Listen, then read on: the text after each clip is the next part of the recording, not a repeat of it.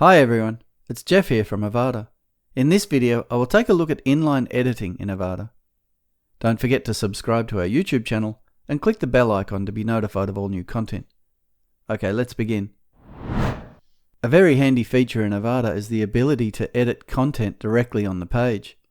Not only can you edit text directly, but with the inline editor you can also apply a range of inline editing options, including font color and size, and make even more advanced changes with the inline elements. Let's check out all there is to know about inline editing. Inline editing is available with any text-based elements in Avada Live. That will be the title element and the text block element primarily, but also any elements that have editable text components, like the button, alert, checklist, content boxes, countdown, and progress bar elements, just to name a few. Inline editing can be defined in two ways. The first is simply changing the content directly on the page. I can simply click in my content here and type to add new text, or I can remove words and replace them with others.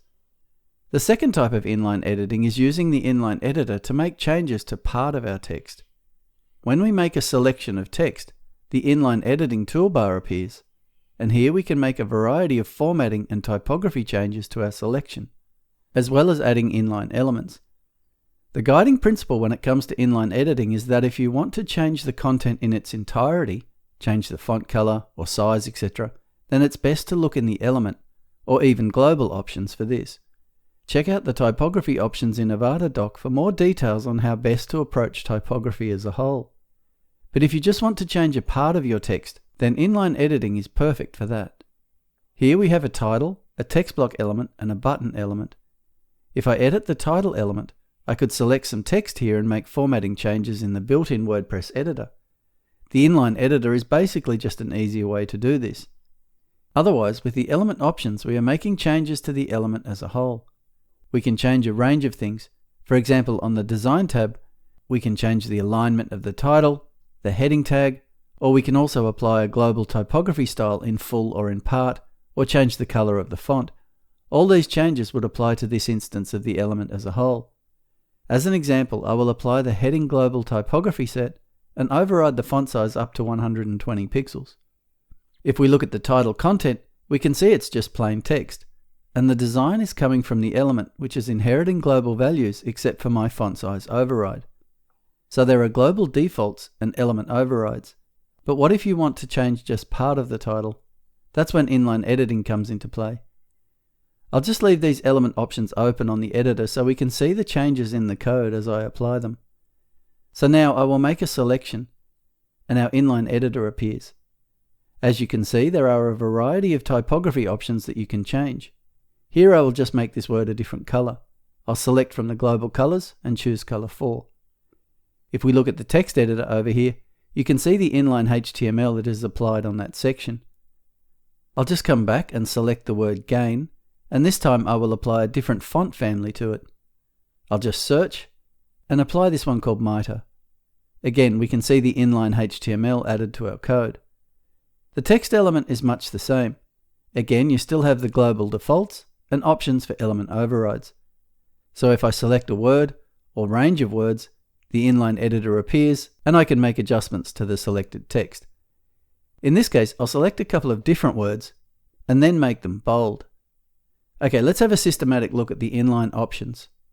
The first one is typography, where we can change the font tag, size, line height, and letter spacing, and even the font family and variant. Next is the font color. You can use the color picker here. You can directly paste a hexadecimal code into the top bar, or you can select from the global colors, as I have done previously.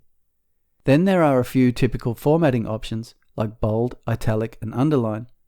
After these, there is the link icon, which allows you to quickly add a link to any selected text. And next to that are alignment options. These options will obviously affect the entire paragraph, even if you have just one word selected. Next to this is the icon for the extended options.